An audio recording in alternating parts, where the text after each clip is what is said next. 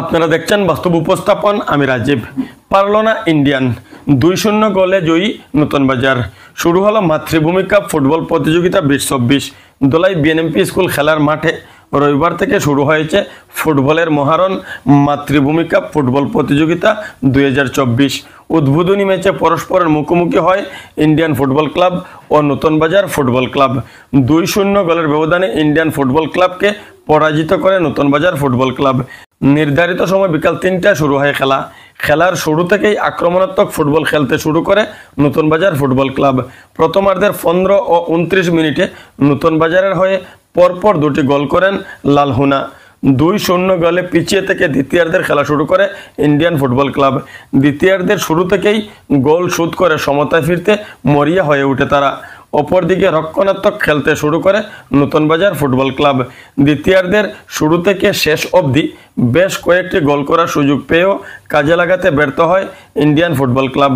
প্রথমার্ধের 2 গোলের অগ্রগতি নিয়ে দ্বিতীয়ার্ধের খেলা শুরু করলেও আর কোনো গোল পায়নি নতুন বাজার। শেষ বাঁশি বাজার আগ পর্যন্ত 2 গোলের অগ্রগতি ধরে রাখে তারা।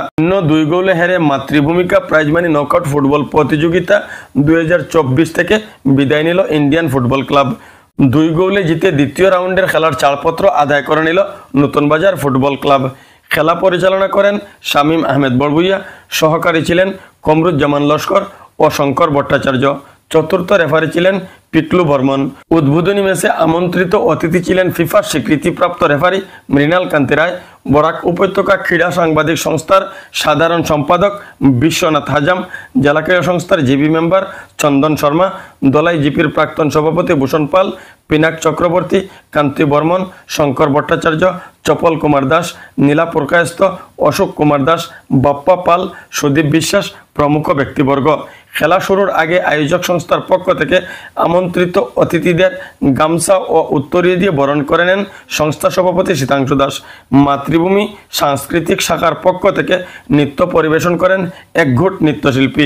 উভয় দলের খেলোয়াড়দের সহিত পরিচিতি পর্ব শেষে ফুটবলে লাথি মেরে খেলার উদ্বোধন করেন আন্তর্জাতিক স্বীকৃতিপ্রাপ্ত রেফারি মৃণাল কান্তি রায়। এবারের আসরে নেওয়া হয়েছে 32টি দল।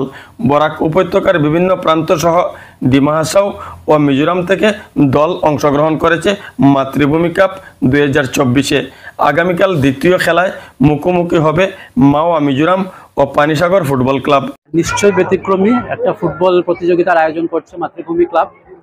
আমি প্রথমেই বরাক উপত্যকা ক্রীড়া সাংবাদিক সংস্থার তরফে মাতৃভূমি ক্লাবকে এত বড় একটা ফুটবল প্রতিযোগিতা আয়োজনের জন্য অনেক অনেক অভিনন্দন জানাই, শুভেচ্ছা জানাই। তাদের এই প্রতিযোগিতা সফল হোক। একটা কথা আপনাদের মাধ্যমে বলতে চাই, আমরা দেখে থাকি শহর শিলচর হোক বা আমাদের বরাক উপত্যকার অন্যান্য জেলায় আমরা অনেক বড় বড় ফুটবল প্রতিযোগিতা আয়োজন হয়, কিন্তু এত বিশাল দর্শক সমাগম হয় না। এটা আমাদের আক্ষেপ থেকে যায়। আমরা সবসময় বলে থাকি আমাদের বিভিন্ন অনুষ্ঠানে যে আমরা ক্রিকেটের গ্ল্যামারের মধ্যে ফুটবলটা হারিয়ে যাচ্ছে, বিশেষ করে বরাক উপত্যকায়। কিন্তু এখানে এসে মনে হচ্ছে না, আমরা হয়তো বা কোনো একটা ভুল ধারণা নিয়ে চলছি। গ্রাম বরাকে আজও ফুটবল জীবিত আছে এবং এই দর্শক সমাগমই এটার প্রমাণ। এবং আমার দৃঢ় বিশ্বাস এই ধরনের ফুটবল প্রতিযোগিতা আয়োজনের মাধ্যমে আমাদের যে ফুটবল সাপ্লাই লাইনটা আমরা যেটা নিয়ে আক্ষেপ করি, আমরা স্থানীয় খেলোয়াড় পাই না, উঠে আসছে না ফুটবলে, এই ধরনের ফুটবল প্রতিযোগিতা আয়োজনে যারা স্থানীয় খেলোয়াড়রা খেলছে, নিশ্চয়ই এখানে অনেক বড় মৃণাল দা আসছেন, চন্দন দা আসছেন, বদর স্যার আসছেন, ওনাদের নজরে পড়বেন এবং ওই যে উঠতি প্রতিভাগুলো নিশ্চয়ই ওনাদের চোখে পড়বে এবং আমাদের আগামীতে আমরা কাছাড় জেলা হোক বা বরাক উপত্যকা হোক আমরা বাইরে প্রতিনিধিত্ব করতে দেখবো। এটাই এই ধরনের ফুটবল প্রতিযোগিতা থেকে এটা ইতিবাচক বার্তা আমরা পাচ্ছি এবং এটাই আমাদের আশার সঞ্চার করছে যে ফুটবল হারিয়ে যায়নি, আজও জীবিত আছে ছিল। আর এই বছর প্রথম দিনের যেটা দর্শক আমি আজকে এখানে দেখলাম, আর তারপর দিনে দিনে আমরা ফার্স্ট রাউন্ড শেষ করে যখন সেকেন্ড রাউন্ডে পৌঁছবো, যে দর্শক সংখ্যা কোথায় গিয়ে দাঁড়াবে সেটা নিয়েও আমরা চিন্তিত।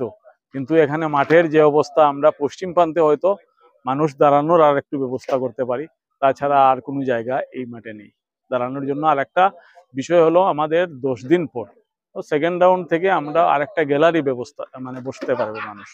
আজকে সেটা বসতে পারেনি, কিন্তু সেকেন্ড রাউন্ড থেকে সেই গ্যালারিটা উন্মুক্ত করে দেওয়া হবে। এখানে দর্শক 700-800 দর্শক এখানে বসে খেলা দেখতে পারবে এই গ্যালারিতে। আগামীকাল পাওয়া এফসি এবং পানিসাগর মুকাম এফসি। পাওয়া এফসি ওরা মিজোরাম থেকে আসছে, এবং পানিসাগর মুকাম এফসির সঙ্গে ওরা খেলবে। অঞ্চলে মানে খুব পপুলার ফুটবলের। এখান থেকে এর আগে পার্থিব বর্মন, শিশির বর্মন বা রঞ্জিত বাবু, ওনার ইন্দ্রজিৎ বাবুরা খেলতেন, আমাদের সঙ্গেও খেলেছেন, আমরা একসঙ্গে খেলেছি। কিন্তু আজ এইসব ফুটবলের পরিবেশ থেকে নিউ জেনারেশন উঠে আসবে আমার বিশ্বাস, এবং এনাদের বলবো যে একাডেমি টাইপ একটা করতে, যাতে ফুটবলে টানে যান। আপনারা হয়তো শুনলে আশ্চর্য হয়ে যাবেন, বম্বে মুম্বাই সিটি এফসি যে 2-3 জন মিজো প্লেয়ার আছে, একটা ছেলে ভাইডেন্টি থেকে ভাইডেন্টি থেকে খেলেছে, ও আজকাল ইন্ডিয়া টিমের পুইয়া সাংতে, ওনারা সব মিজোরামেরই, খুব খুব খুব একটা দূর না ধোলাই থেকে। এখান থেকে যদি প্লেয়াররা উঠতে পারে, তো আমাদের এই বরাক ভ্যালি থেকে কেন উঠতে পারবে না।